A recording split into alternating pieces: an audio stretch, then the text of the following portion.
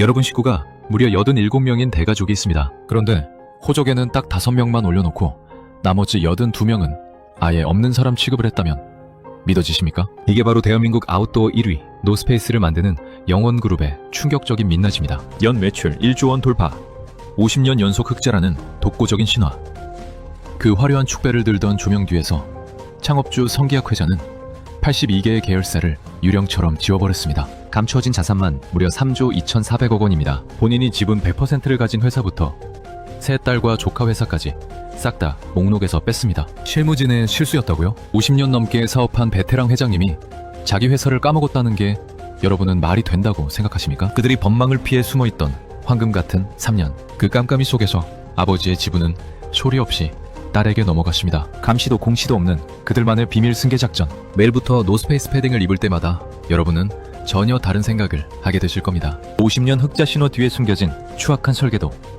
지금부터 그 진실을 낱낱이 파헤칩니다. 자, 지금 시작합니다. 먼저 배경부터 말씀드리겠습니다. 대한민국에는 공시 대상기업집단이라는 제도가 있어요. 이름이 복잡하지만 핵심은 간단합니다. 그룹 전체의 자산을 합쳐서 5조 원이 넘으면 대기업 집단으로 지정이 됩니다. 대기업 집단으로 지정되면 뭐가 달라지느냐? 아주 꼼꼼한 감시를 받게 됩니다. 쉽게 비유해볼게요. 동네에서 작은 가게를 운영하는 사장님이 있습니다. 이 사장님은 장부를 본인만 봐도 됩니다. 세무서에 기본적인 신고만 하면 그만이에요. 하지만 이 가게가 프랜차이즈로 성장해서 전국에 수백 개 지점을 갖게 되면 이야기가 완전히 달라지죠. 회계 감사를 받아야 하고 내부 거래를 전부 공개해야 합니다. 사장님 가족에게 일감을 몰아주는 것도 제한을 받습니다. 누가 주식을 사고 팔았는지도 전부 세상에 알려야 합니다. 유리벽 안에서 경영을 하는 셈이에요. 밖에서 모든 게 투명하게 보이는 거죠. 영원그룹의 구조를 잠깐 보겠습니다. 꼭대기에 YMSA라는 회사가 있습니다. 이 회사가 영원무역홀딩스의 최대 주주입니다. 지분 29.91%를 갖고 있죠. 영원무역홀딩스는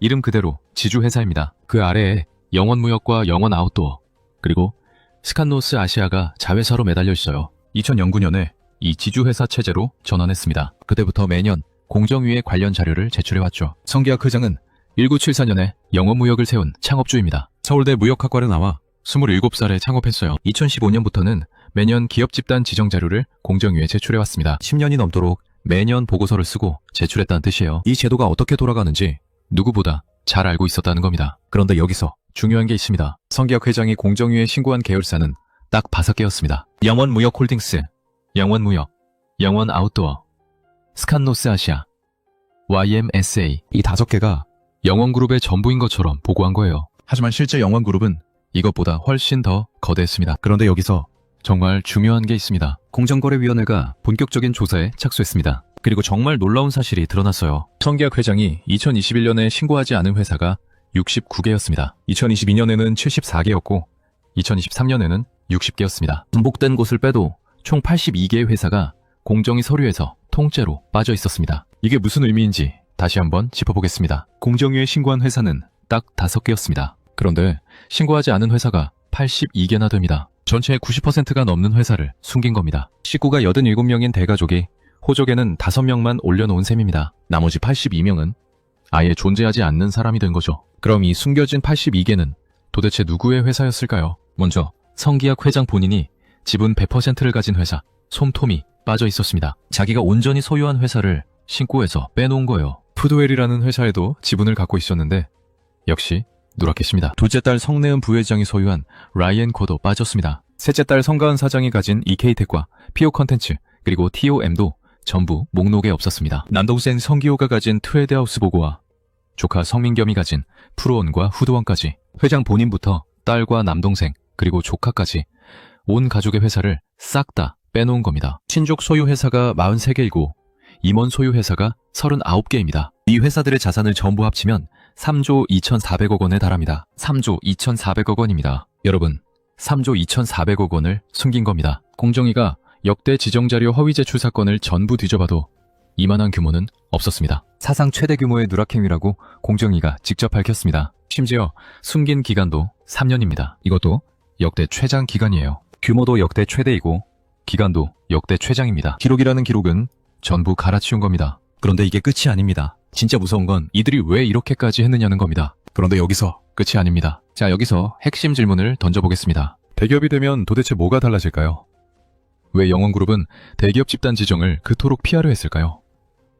대기업 집단으로 지정되는 순간 적용되는 아주 까다로운 규제들이 있습니다. 먼저 특수관계인에 대한 부당한 이익 제공이 엄격하게 금지됩니다. 쉽게 말해서 총수 일가에게 일감을 몰아주는 행위를 함부로 할 수 없게 되는 겁니다. 또한 대규모 내부 거래를 할 때마다 전부 공시해야 합니다. 계열사끼리 돈이 오가는 걸 세상에 낱낱이 알려야 한다는 뜻이죠. 기업 집단 현황도 정기적으로 공개해야 합니다. 심지어 지분이 바뀔 때마다 즉각적으로 공시해야 합니다. 누가 주식을 사고 팔았는지 혹은 최대 주주가 바뀌었는지를 실시간으로 시장에 알려야 해요. 한마디로 유리어항 속에 들어가는 겁니다. 밖에서 모든 경영 상황이 다 들여다보이는 상태로 경영을 해야 하죠. 그런데 영원그룹은 이 어항에 들어가기를 필사적으로 거부했습니다. 왜 그랬을까요?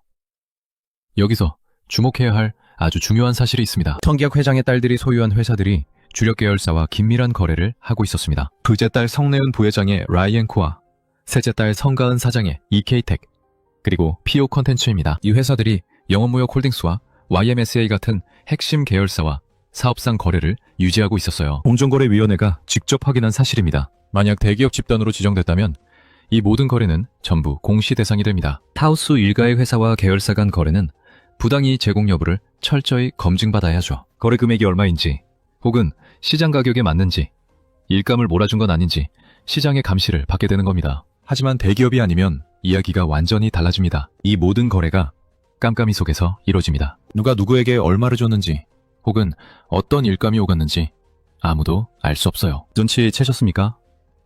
대기업이 되면 하지 못하는 일들이 생깁니다. 그리고 영원그룹은 일들을 마음 편히 하기 위해 대기업 지정을 피한 겁니다. 여기서 더 중요한 게 있습니다. 2023년 영원그룹에서 아주 중요한 일이 벌어졌습니다. 성기학 회장이 그룹 지배구조의 최정점에 있는 회사의 지분을 딸에게 넘긴 겁니다. 구조를 다시 짚어보겠습니다. 영원그룹의 꼭대기에는 YMSA라는 회사가 있습니다. 이 회사가 영원무역홀딩스의 지분 29.91%를 쥐고 있는 최대 주주예요. 영원무역홀딩스는 영원무역과 영원아웃도어 등을 자회사로 거느린 지주회사입니다. 즉 YMSA를 장악하면 영원그룹 전체를 지배할 수 있다는 뜻이에요. 2023년 3월 성기학 회장은 이 YMSA 지분 50.01%를 둘째 딸 성내은 부회장에게 증여했습니다. 절반이 넘는 지분이 아버지에게서 딸에게로 넘어간 겁니다. 이게 무슨 의미인지 아시겠습니까?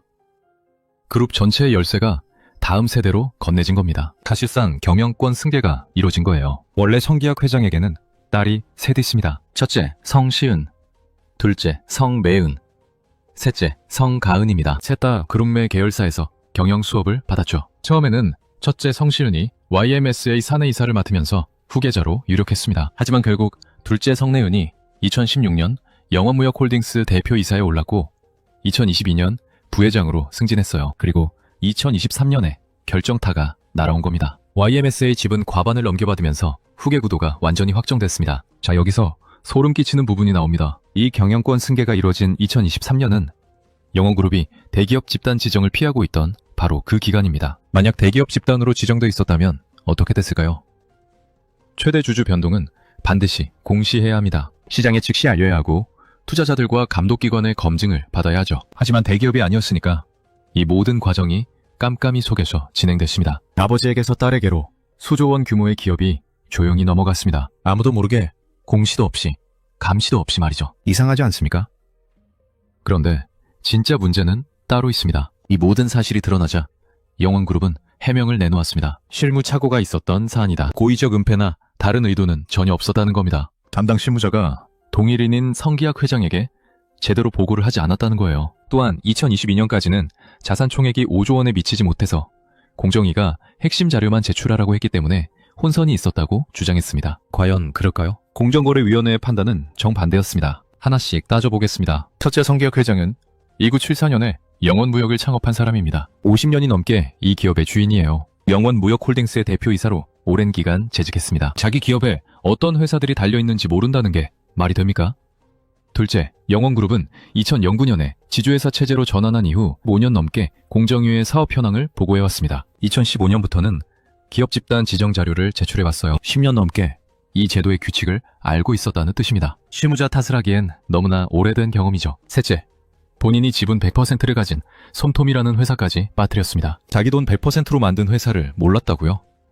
이건 상식적으로 받아들이기 어렵습니다. 넷째 딸들이 소유한 회사들은 주력 계열사와 거래 관계가 있었습니다. 장고에 찍혀있는 거래인데 상대방이 계열사인 줄 몰랐다는 건 납득이 안 되죠. 다섯째, 공정위 조사에 따르면 성기혁 회장은 친족들에게서 계열회사 관련 자료를 제출받기까지 했습니다. 자료를 받아놓고도 반영하지 않은 거예요. 이게 바로 법의 감시를 피해 경영권을 넘기기 위한 의도적인 축소였습니다. 2023년 경영권 승계가 조용히 끝날 때까지 시간을 번 것이죠. 더 무서운 건 지금부터입니다. 공정거래위원회는 이번 사건을 두 가지 측면에서 역대급이라고 규정했습니다. 우선 누락 규모가 정말 압도적이죠. 3조 2,400억 원입니다. 여러분, 3조 2,400억 원이에요. 공정위가 자료 허위 제출로 적발한 사건 중에서 단연 가장 큰 금액입니다. 대한민국 공정거래 역사를 통틀어 이만큼 큰 자산을 숨긴 사례는 없었죠. 또한 지정 회피 기간이 역대 최장입니다. 2021년부터 2023년까지 꼬박 3년이죠. 3년 동안 영원그룹 소속 87개 회사 전체가 대기업 규제를 한 번도 적용받지 않았습니다. 부당이 제공 금지도, 공시 의무도, 일가 몰아주기 규제도 전부 피해갔어요. 3년간 완벽한 규제 사각지대에 있었던 겁니다. 여기에 아주 놀라운 사실이 하나 더 있습니다. 이번 사건은 간소화된 자료 제출 과정에서 계열사를 누락해 총수를 고발한 최초의 사례입니다. 전례가 없다는 뜻이죠. 간소화 제도의 원래 취지가 무엇일까요? 자산이 5조 원 미만인 기업들의 행정 부담을 덜어주려는 배려였습니다. 그런데 영원그룹은 이 배려를 정반대로 이용했습니다. 핵심 자료만 내면 된다는 점을 악용해서 계열사 수를 줄여보고 한 겁니다. 공정위가 제도의 취지를 왜곡했다고 강하게 비판한 이유가 바로 이것이죠. 더 소름 돋는 건 이것이 3년 동안 아무도 모르게 진행됐다는 점입니다. 만약 2024년에 자산이 불어나 대기업으로 지정되지 않았다면 이 사실은 영원히 묻혔을지도 모르죠. 실제 자산 규모를 보면 상황은 더 명확해집니다. 2021년 영원그룹의 실제 자산은 5조 7,417억 원이었습니다. 2022년에는 6조 2,419억 원이었고 2023년에는 6조 8,863억 원까지 불어났어요. 전부 5조 원 기준을 훌쩍 넘긴 수치죠. 하지만 딱 5개 회사만 신고했으니 서류상으로는 대기업이 아닌 것처럼 보였던 겁니다. 이렇게 3년을 버틴 끝에 그들은 결국 원하는 목적을 달성했습니다. 이제 가장 중요한 이야기입니다. 자, 이제 전체 그림을 완성해 보겠습니다. 퍼즐 조각을 하나하나 맞춰볼게요. 2021년 영원그룹의 실제 자산은 5조 7,417억 원이었습니다. 대기업 기준인 5조 원을 이미 넘었죠. 하지만 성기혁 회장은 5개 회사만 신고합니다. 나머지 69개는 쏙 빼버립니다. 서류상 자산은 5조 원 아래로 내려갑니다. 대기업 지정을 피한 겁니다. 2022년 자산은 6조 2,419억 원으로 더 불어납니다. 이번에는 무려 74개를 빼놓습니다. 역시 서류상으로는 기준 미달입니다. 또 피했습니다. 2023년 자산은 6조 8,863억 원까지 올라갑니다. 60개를 누락합니다. 세 번째로 피했습니다. 그리고 바로 이해에 IMSA 지분 50.01%가 아버지에게서 딸에게로 넘어갑니다. 공시 의무가 없으니 아무도 모릅니다. 경영권 승계가 투명한 유리창이 아니라 불투명한 거울 뒤에서 완성된 겁니다. 2024년 더 이상 숨길 수가 없어졌습니다. 자산 규모가 워낙 커져서 결국 대기업 집단으로 지정됐어요. 50년 역사상 처음으로 대기업이 된 겁니다. 그런데 뒤늦게 공정위가 과거 자료를 들춰보니 3년째 속아왔다는 사실이 드러났습니다. 답은 바로 이겁니다. 노스페이스 패딩 한 벌 뒤에는 3조 원이 넘는 자산을 숨기고 법의 감시망을 빠져나간 설계도가 있었습니다. 여러분, 그 3년의 시간은 단순한 행정착오가 아니었습니다. 법의 감시 없이 기업을 다음 세대에 넘기기 위한 황금 같은 시간이었던 겁니다. 공정거래위원회는 성기혁 회장을 검찰에 고발하기로 의결했습니다. 50년 흑자 신화의 주인공이 79세의 나이에 검찰 수사를 받게 된 겁니다. 공정위는 분명하게 말했습니다. 기업의 편의를 위해 운영된 제도의 취지를 왜곡한 행위에 대해 엄중한 책임을 묻겠다고요. 자, 이제 결론이 나왔습니다. 답은 바로 이겁니다. 그럼 도대체 왜 이렇게 된 걸까요? 이 사건이 그냥 한 기업의 비리로 끝나면 좋겠지만 현실은 그렇지 않습니다. 무서운 도미노 효과가 이미 시작되고 있습니다. 첫 번째 도미노는 바로 정보의 불균형입니다. 대기업 지정을 피했다는 건 투자자들에게 기업의 진짜 모습을 보여주지 않았다는 뜻입니다. 영원무역은 코스피에 상장된 회사입니다. 주식을 가진 수많은 개인 투자자들이 있죠. 그런데 이 투자자들은 영원그룹의 실체를 제대로 모른 채 돈을 투자해왔던 겁니다. 계열사 간 거래가 어떻게 이루어지는지, 그리고 총수 일가의 지분이 어떻게 움직이는지 전혀 알 수 없었으니까요. 두 번째 도미노는 아주 나쁜 선례가 남았다는 점입니다. 이번 사건이 제대로 처벌되지 않는다면 다른 기업들도 똑같은 방법을 쓰고 싶은 유혹을 느낄 겁니다. 간소화 제도를 악용해서 계열사를 줄여보고 하고 대기업 지정을 피하는 거죠. 그 사이에 경영권을 조용히 넘기면 그만이니까요. 한 기업이 뚫어놓은 구멍으로 수많은 기업이 빠져나갈 수 있다는 뜻입니다. 세 번째 도미노는 국가 제도에 대한 신뢰가 무너지는 겁니다. 외기업 집단 지정 제도는 대한민국 경제력 집중을 막는 핵심 장치입니다. 이 기준이 속임수로 무력화될 수 있다면 규제 시스템 전체의 신뢰가 흔들리게 됩니다. 공정거래위원회도 이런 심각성을 잘 알고 있습니다. 이번 고발은 한기정 공정위원장 취임 이후 자료 제출 누락을 이유로 총수를 고발한 대표적인 사례입니다. 공정위는 앞으로도 정확한 자료 제출이 이루어질 수 있도록 감시 활동을 지속하고 위법 행위가 적발되면 엄중히 제재하겠다고 밝혔습니다. 하지만 문제는 3년이나 걸려서야 겨우 적발되었다는 점입니다. 3년입니다, 여러분. 3년입니다. 그 사이에 이미 경영권 승계까지 다 끝나버렸습니다. 소 잃고 외양간 고치는 격이라는 비판이 나오는 이유가 여기에 있습니다. 정부의 검증체계에 분명히 큰 구멍이 있었던 거죠. 이 무너진 신뢰를 회복하는데 얼마나 긴 시간이 걸릴지 아무도 모릅니다. 이게 끝이 아닙니다. 성계학이라는 사람의 이야기를 조금 더 깊게 해보겠습니다. 이분의 기업 인생은 정말 한 편의 영화 같습니다. 1974년 27살의 청년이 친구 2명과 함께 영업무역을 세웠습니다. 회사 이름은 당시 최고의 인기 팝 가수였던 클리프 리차드의 히트곡 더 영원스에서 따왔습니다. 언제나 젊은 회사가 되겠다는 뜨거운 포부를 사명에 담은 것이죠. 여러분도 그 노래를 아시나요? 1975년 공장조차 없던 청년 성계학은 미국의 세계 최대 스키복 회사를 무작정 찾아갔습니다. 그리고 만보를 만들어 납품하겠다고 큰 소리를 쳤어요. 미국인 사장은 고개를 갸웃거렸지만 이 청년의 눈빛과 열정에 기회를 줬습니다. 성계학은 밤낮 없이 뛰어다닌 끝에 6달 만에 그 약속을 기적처럼 지켰습니다. 그때부터 모든 성공 신화가 시작되었습니다. 방글라데시에 공장을 세우고 베트남과 중국 그리고 엘살바도르까지 거침없이 생산기지를 넓혀갔습니다. 노스페이스를 한국에 들여와 국민 브랜드로 만들었고 스위스의 고급 자전거 브랜드 스카트까지 인수했습니다. 50년간 단 한 번도 적자를 내지 않았어요. 사양 기업은 사양 산업은 없다는 유명한 경영 철학으로 섬유 산업이 사양 산업이라는 편견을 보기 좋게 깨부셨습니다. 이런 전설적인 기업인이 왜 말년에 검찰 고발이라는 불명예스러운 오명을 쓰게 된 걸까요? 50년 흑자 신화를 쌓은 같은 손으로 82개 계열사를 숨기는 서류를 만들었다는 건 참으로 아이러니한 일입니다. 사실 이 이야기는 우리 주변에서 비일비재하게 벌어지는 안타까운 패턴이기도 합니다. 평생 기업을 일군 창업주가 나이가 들면서 다음 세대의 경영권을 안전하게 넘기려 하죠. 그런데 투명하게 넘기면 세금도 정직하게 내야 하고 시장의 까다로운 감시도 받아야 하니 여러모로 불편했을 겁니다. 그래서 결국 편법의 유혹에 빠지게 되는 것이죠. 영원그룹 사건은 그 유혹이 어떤 허무한 결과를 가져오는지를 보여주는 교과서적인 사례가 되었습니다. 우리가 매일 입는 노스페이스 패딩의 부드러운 안감 뒤에는 이런 불편한 진실이 숨어 있었습니다. 브랜드가 좋다고 해서 혹은 제품이 뛰어나다고 해서 기업의 모든 행동이 정당화될 수는 없습니다. 자, 그렇다면 우리는 앞으로 어떻게 해야 할까요? 세 가지 행동 방안을 말씀드리겠습니다. 우선 주식 투자를 하고 계신 분이라면 기업의 지배구조를 반드시 확인하십시오. 기업의 재무제표와 실적만 보는 시대는 이제 지났습니다. 이 기업이 대기업 집단에 지정돼 있는지 혹은 계열사 구조가 어떻게 생겼는지 그리고 총수 일가의 지분이 최근에 어떻게 변했는지를 꼭 살펴봐야 합니다. 공정거래위원회 홈페이지에 들어가면 공시 대상 기업 집단 목록과 계열사 현황을 누구나 쉽게 확인할 수 있습니다. 투자 전에 이 정보를 꼼꼼히 점검하는 습관을 들이십시오. 특히 대기업 집단으로 새로 지정된 기업이라면 이전에 지정되지 않았던 기간 동안 어떤 거래가 은밀하게 이루어졌는지를 유심히 봐야 합니다. 영원그룹처럼 지정을 피하는 동안 경영권 승계나 내부 거래가 진행됐을 수 있으니까요. 기업이 투명하게 경영하고 있는지를 확인하는 것은 투자자의 가장 기본적인 권리이자 의무입니다. 다음으로 소비자로서 기업의 투명성에 더욱 깊은 관심을 가지십시오. 우리가 좋아하는 브랜드와 우리가 매일 입는 옷을 만드는 기업이 과연 투명하게 경영되고 있는지 관심을 가질 필요가 있습니다. 좋은 제품을 만드는 것과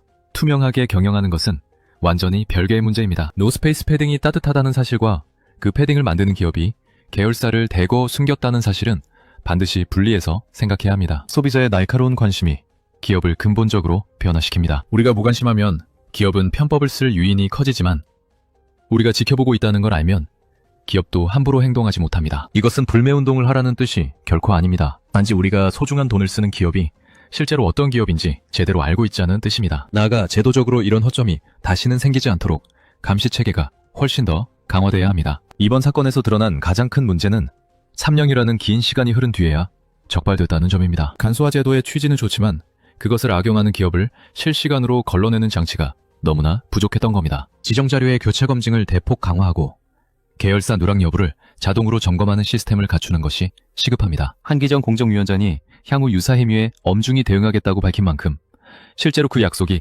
현장에서 지켜지는지 우리 모두가 매서운 눈으로 지켜봐야 합니다. 마지막으로 정리하겠습니다. 지금 우리가 목격한 이 거대한 사건을 다시 한번 머릿속에 꼭 담아두십시오. 대한민국 아웃도어 업계 부동의 1위이자 국내 단일 브랜드 최초 매출 1조 원을 달성한 기업입니다. 위탁 생산 매출만 4조 원에 달하고 세계 10여 개 나라에 8만 명의 직원을 둔 거대 기업이죠. 50년간 단 한 번도 적자 없이 흑자 신화를 써내려온 영원그룹이 3년 동안 82개나 되는 계열사를 숨겼습니다. 누락된 자산만 무려 3조 2,400억 원입니다. 여러분, 3조 2,400억 원이죠. 이것은 대한민국 역사상 최대 규모이자 최장 기간의 대기업 지정 회피 사건이에요. 그 3년이라는 금쪽 같은 시간 동안 그룹 지배구조의 꼭대기에서는 아버지의 지분이 딸에게 소리 없이 넘어갔습니다. 만약 정상적인 대기업이었다면 반드시 시장에 공시했어야 할 경영권 승계 작업이 깜깜이 속에서 완료된 겁니다. 기업의 편의를 봐주기 위한 제도는 악용의 도구가 되었어요. 50년 넘게 자료를 제출해온 노련한 창업주는 실무적인 착오였다는 변명만 늘어놓았죠. 하지만 공정거래위원회는 그 변명을 결코 받아들이지 않았습니다. 이 이야기가 우리에게 던지는 메시지는 아주 명확해요. 기업의 경제적 성공과 투명한 경영은 반드시 함께 가야 한다는 사실입니다. 성장은 달콤하지만 그 과정은 투명해야 하죠. 50년 연속 흑자가 아무리 대단한 기록이라 해도 82개의 계열사를 숨긴 사실을 덮어줄 수는 없습니다. 멋진 패딩을 만드는 기술이 아무리 뛰어나도 지배구조의 불투명함을 감출 수는 없는 법이죠. 이번 사건은 우리 경제의 투명성 문제이며 우리가 투자하는 기업과 우리가 돈을 쓰는 브랜드의 신뢰 문제예요. 단순한 서류 누락이 아니라 시장의 약속을 어긴 행위이기 때문입니다. 화려한 브랜드 이름 뒤에 숨겨진 기업의 진짜 얼굴을 들여다보는 밝은 눈을 가져야 해요. 그것이 바로 우리 스스로의 소중한 자산과 권리를 지키는 가장 확실한 방법이기 때문이죠. 시장의 감시가 살아있을 때 기업은 비로소 올바른 길을 걷게 되죠. 당신은 앞으로 어떤 선택을 하시겠습니까? 당신의 관심이 대한민국 경제를 바꿔요. 선택은 바로 지금입니다.